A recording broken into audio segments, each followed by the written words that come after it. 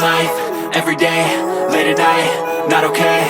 All I want, and I pray, all I need are some better days. Fuck me, I'm looking in the mirror, so foggy, but I've never seen clearer. I don't really think anyone can save me, and honestly I'm not really sure I want saving. I like to be my own worst enemy. There's no risk if you don't try at anything, so I'ma just keep buying everything. See you in the next life, have to be a better me. I don't think that my head's on straight, gotta flip it and grip it and go and get an x-ray.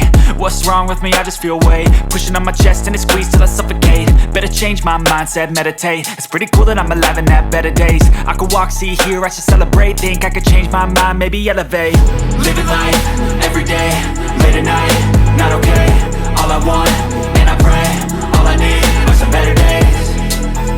Yeah, all I need are some better days. Cause all I want, and I pray, I believe in the better days. I'm kinda stuck between a rock and a hard place. Do I work hard, or live at my pace? You're only young once, yeah that's all.